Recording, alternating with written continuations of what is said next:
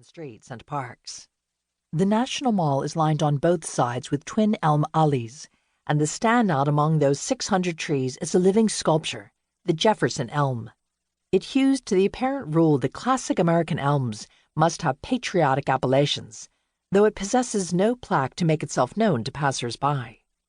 Its name is fitting, for Thomas Jefferson, our third president, cherished old trees, denouncing their destruction as a crime little short of murder.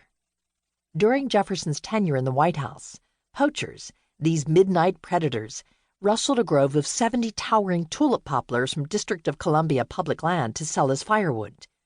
Furious, the president declared at a dinner party, "The unnecessary felling of a tree, perhaps the growth of centuries, pains me to an unspeakable degree." The Jefferson elm, planted more than 80 years ago as the Depression set in, today has a massive pillar-like trunk that rises straight up 30 feet, supporting the muscular forking branches that then spiral sinuously toward the heavens, where on a sunny day its million leaves create a luminous canopy of lime-green light and shadows. The arboreal embodiment of power and civic grandeur, it was witness to the departure of the nation's troops during World War II and their victorious return, to the sonorous roll of Dr. Martin Luther King Jr.'s "I Have a Dream" speech in 1963, and to demonstrations of every political stripe. A sentinel to the inaugurations of 13 presidents, it could easily be present at another 50 such ceremonies. If we had X-ray vision, or if the Jefferson elm were sheathed not in furrowed grayish bark, but in some kind of wondrous see-through glass, this tree would easily eclipse the shiny silver allure of graft, for it would be a fabulous slow-motion aqua sculpture. Crowds would gaze in wonder at the millions of shimmering thread-like columns of water charged with nutrients ascending the elm's trunk. Each thread, known as xylem, from the Greek xulon for wood, slowly transporting to the leaves high above water from the network of roots anchoring the tree. The tree's leaves, says dendrologist Colin Tudge, suck up in the course of a day hundreds of gallons of water, from above by a combination of osmosis and evaporation.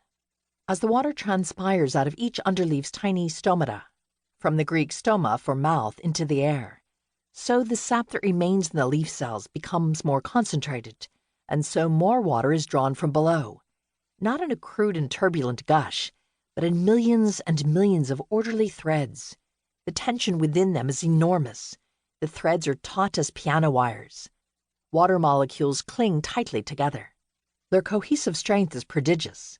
In short, trees act like giant wicks, and as they respire into the air of some of that water, trees serve as natural air conditioners.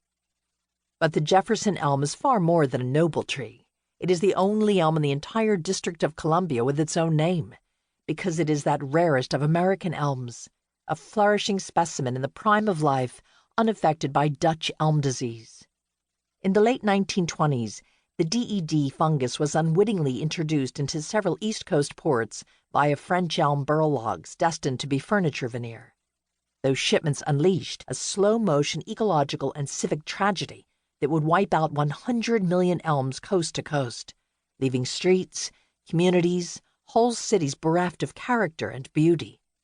The mall elms are a poignant reminder of those now largely lost classic American cityscapes, where elms created cathedrals of shade along so many streets and avenues. It is no accident that the National Mall, sometimes called the nation's front lawn, features only American elms. The native elm projects a distinct tree persona, writes Michael Pollan, a soaring, optimistic one, eminently confident, youthful, and sociable. For impressive as elms are singly, a whole street or square of them, twining their arching canopies overhead to form the most perfect roof in nature, is enough to make one feel civil, even neighborly. If some trees encourage romance and others solitary reflection, the American elm seems almost to foster Republican sentiments.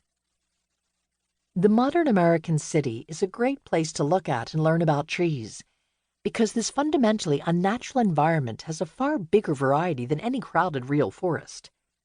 Urban forests is a celebration of the elm and other great city trees, and of the Americans, presidents, plant explorers, visionaries, citizen activists, To keep listening to this audiobook, I've left you a link in the description so you can do it, at no cost thanks to Audible's 30-day free trial.